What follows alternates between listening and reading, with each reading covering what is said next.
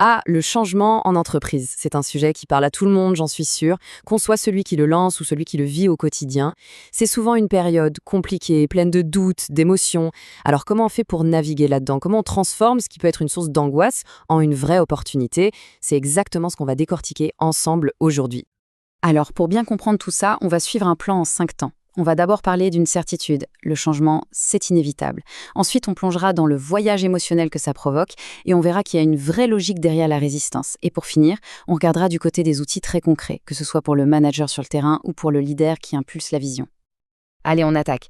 La première chose à bien intégrer, c'est que le changement fait partie du jeu. C'est une constante.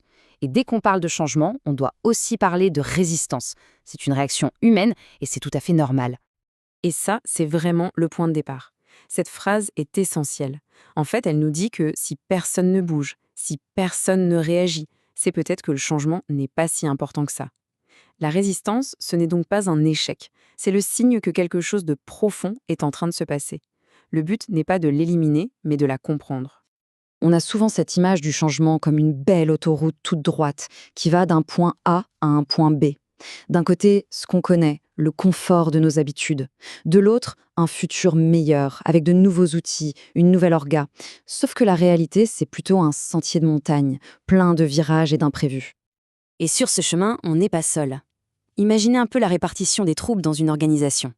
En gros, on a toujours 10% de partisans, les convaincus de la première heure.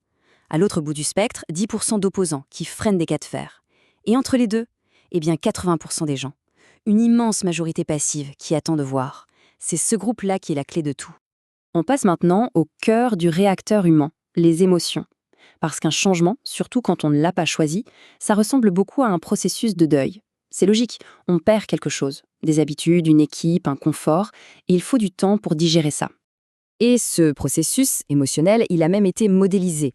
C'est la fameuse courbe de Kubler-Ross. Ce qu'elle nous montre, c'est qu'après l'annonce d'un changement, c'est normal que l'efficacité et le moral plongent. C'est ce qu'on appelle la vallée du désespoir. Il faut accepter de descendre pour pouvoir mieux remonter.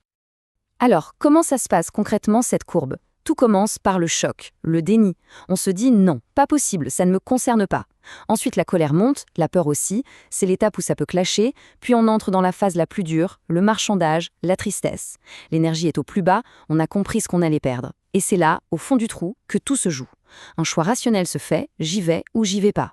Et si la réponse est oui, alors seulement on peut commencer à remonter, à intégrer, à expérimenter, et la performance repart enfin à la hausse.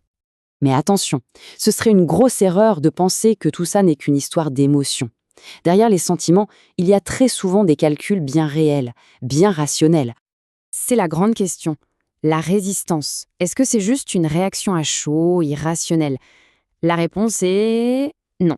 En général, on ne résiste pas juste pour le plaisir. Il y a une logique derrière. En fait, on peut identifier 4 grandes raisons logiques de résister. La première, on a l'impression qu'on va y perdre quelque chose personnellement. Un avantage, du pouvoir, du confort.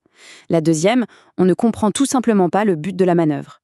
La troisième, la peur de ne pas être à la hauteur, de ne pas avoir les compétences. Et la quatrième, c'est un calcul tout bête. L'effort à fournir est énorme pour un gain qui, de notre point de vue, semble minuscule. Et ça, ce n'est pas une idée en l'air. Des sociologues comme Michel Crozier l'ont très bien montré.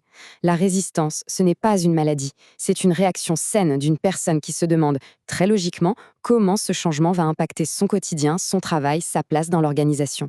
C'est humain. Ok, donc on a un mélange d'émotions et de logique. Concrètement, on fait quoi avec ça? Surtout quand on est manager, en première ligne face aux équipes. Eh bien, le rôle du manager est juste fondamental.